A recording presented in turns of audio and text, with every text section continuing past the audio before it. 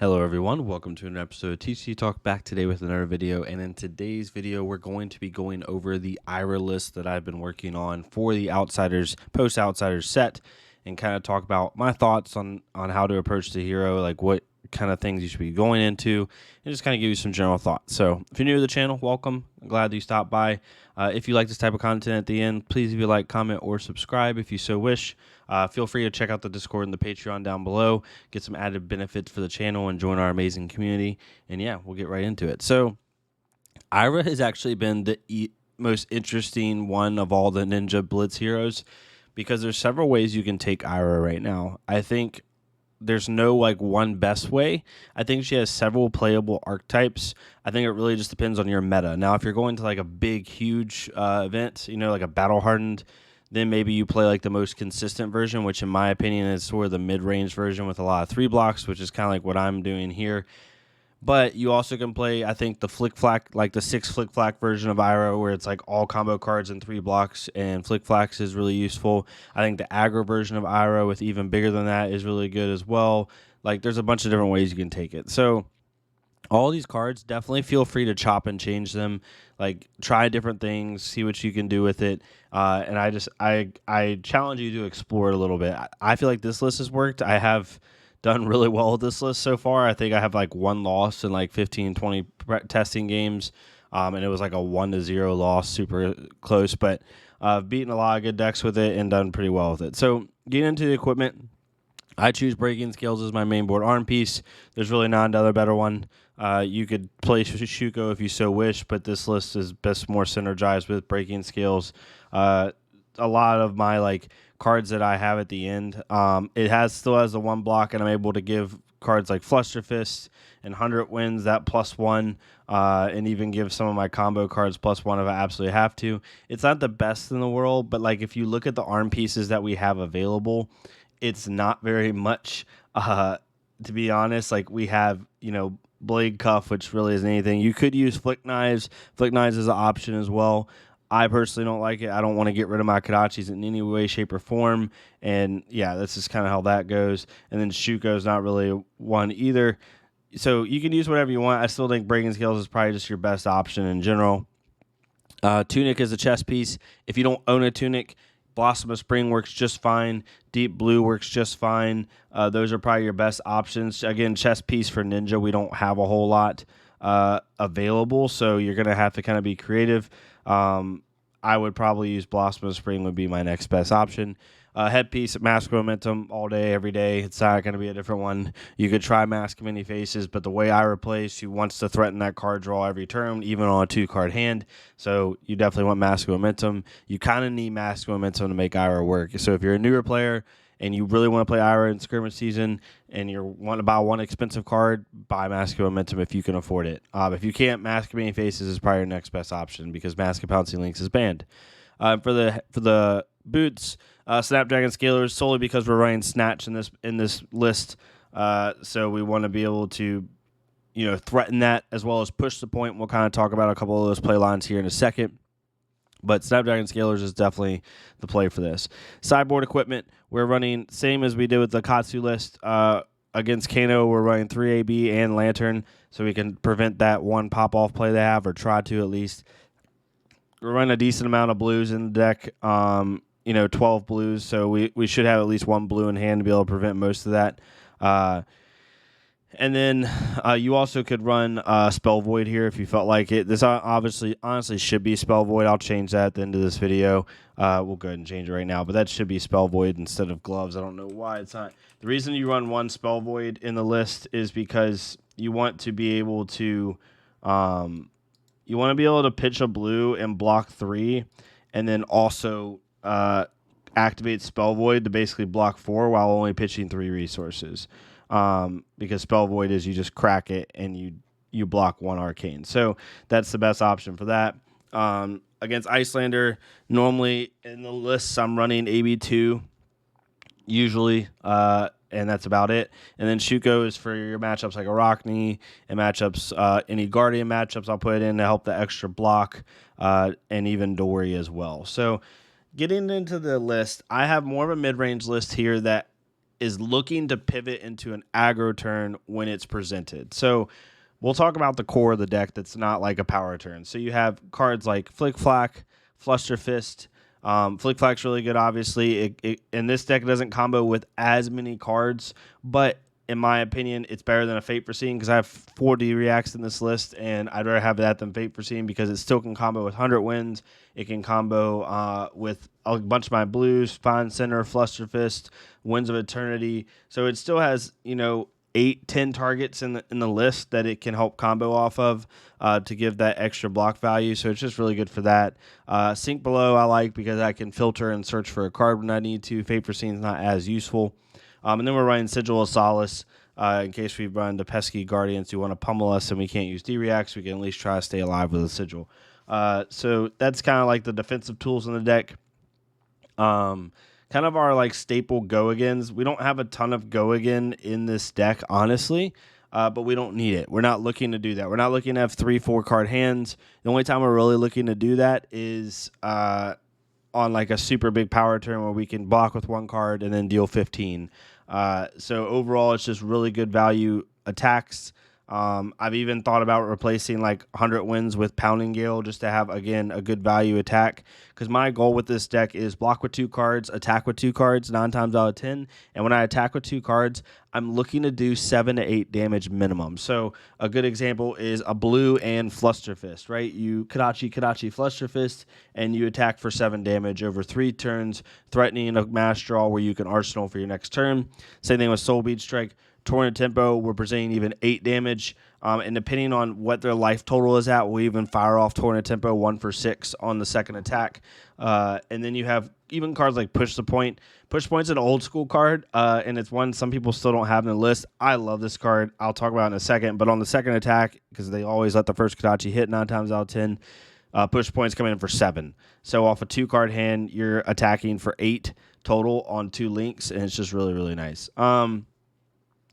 And then we have other cards in the deck like Snatch and then Lightning Strike, which are threatening a little bit more like on hits. A Lightning Strike I love doing off a 3-card hand, being able to do Kadachi, and Lightning Strike for 7. That's 9 damage off essentially 3 cards, which is really nice.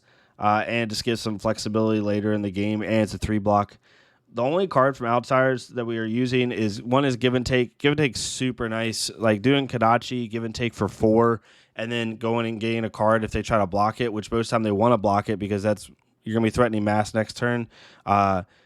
Basically, it's either they just take 4 to the face or they block with an action card if they don't have a D-React, and then you go get another threat back from your deck. 100 Winds, really nice, just the 0 for 4. I've even had times where I partner it with a Winds of Eternity or with another 100 Winds to help get that combo effect, even though you can't search for it. It still happens pretty often. And then looking at our blues, a lot of my blues are really utility blues. The only typically with Ira, it used to be just like 3-block blue, 3 block 0-cost blue. That's all you care about. Which some of it's still in this deck. So like Fine Center, you can replace this with any 3-block blue you want. I just have it because it's 2 power, which is a little bit more offense at times, and it's 3-block. Same thing with Fluster Fist. Nothing crazy there. And then Winds of Eternity to partner with 100 Winds. But my next 6 blues are all like utility helpful blues. So Knives Out has actually been really good.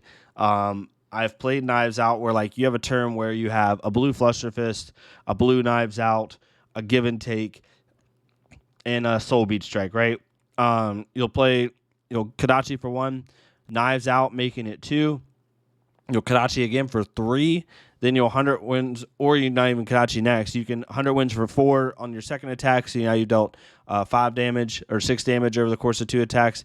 Then you Kadachi again for 2 again, putting you up to 8 damage, and then you Soul Bead Strike for 12, right? Really, really good play. Knives Out just helps. It's basically like a lunging press for your Kadachis because it is an attack reaction. So, when they try to block with just equipment to stop your Kadachi from hitting to stop mass potential, Knives Out allows you to just threaten a little bit more damage. In a super late game crappy situation, it allows your Kadachis to attack for 5 over 2 attacks, which is really nice. So, because of Ira's ability. So I'm using that. Stab Wound's been really nice because most of the time in Ira, they're always going to hit with 1 at least. So this usually is coming in for 3 as a blue, which is really nice, if not 4. I've just noticed that it's been more useful than not. And then finally, the last utility blue is Conceal Blade. It's a blue block 3 lunging press for our deck. Really, really nice. I just want to have more combat tricks in the deck along with Razor, because when you combine Razor, Conceal Blade, and Knives Out, you start to have a little bit more synergy with your attacks. And even though we're not running a lot of like heavy go-again attacks, all of our attacks can be buffed for the most part, which is really, really nice. Then we're running Razor.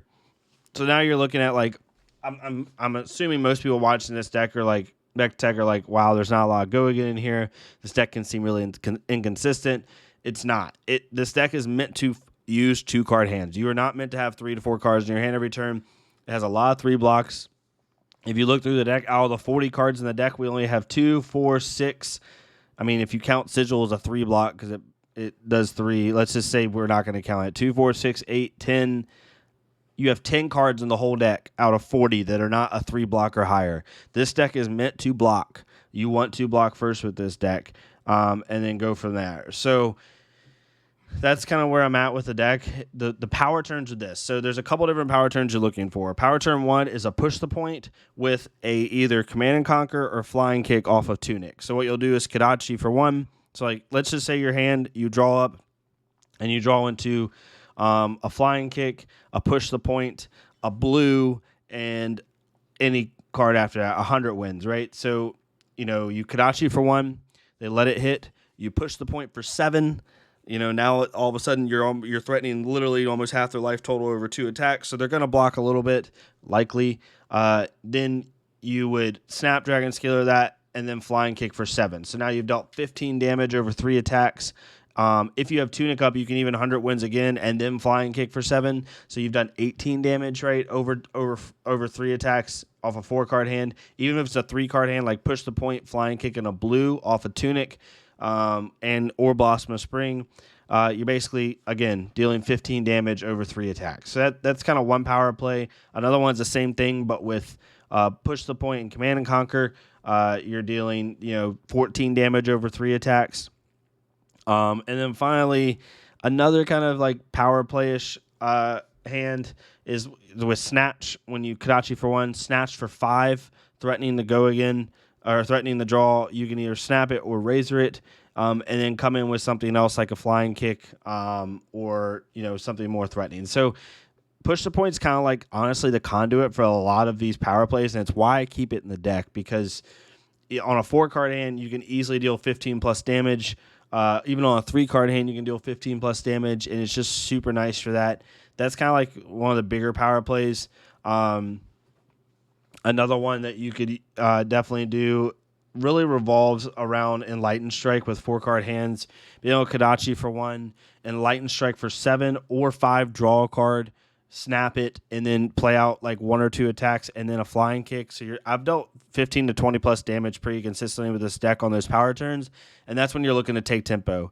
And the good thing about Ira is if you can get like a 5 plus life lead, 6 plus life lead, unless they just draw a god hand, you're in really good shape to win the game, because she is so consistent. And she's like, once you get your health opponent below 5 health, unless they just draw something crazy to stop your turn, you're gonna beat them, because if you have a 5 or so life lead, because she's always going to deal 7-8 damage every single turn, threaten a mass draw every single turn. It's just really, really consistent. So that's really what I'm looking at to do in this deck. I could have put more go again in the deck. I could swap out Soul Bead Strike and Torn a Tempo for more go again, but honestly, I'd rather have the 3 block. I'd rather have a Soul Bead Strike come in for 5 on hit go again. That's also a 3 block. I'd rather have Torn and Tempo come in for 6 on hit go again, because in Blitz that's a lot, and I'm looking for value. I'm looking to say my 2-card hands are going to be better than your 2-card hands.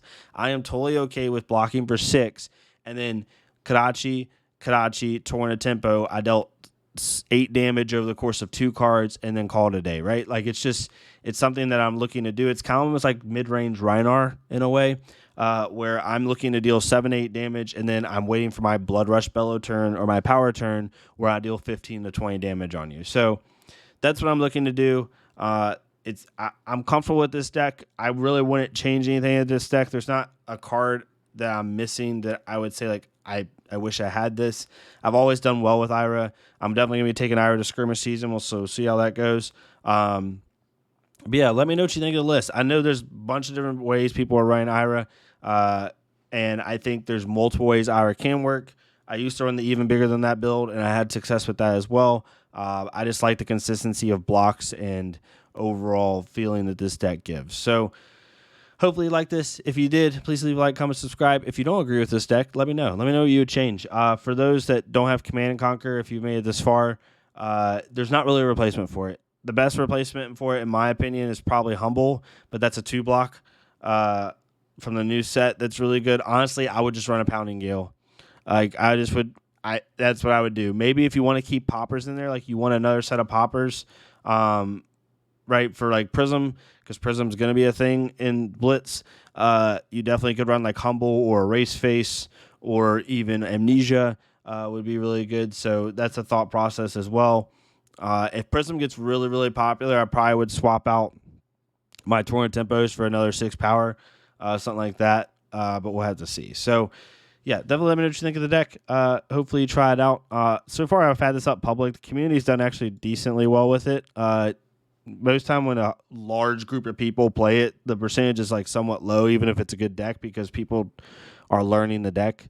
So the community's done pretty well with it so far. So definitely let me know your thoughts, and I'll see y'all next time on TCG Talk. Thank y'all so much. Have a good day.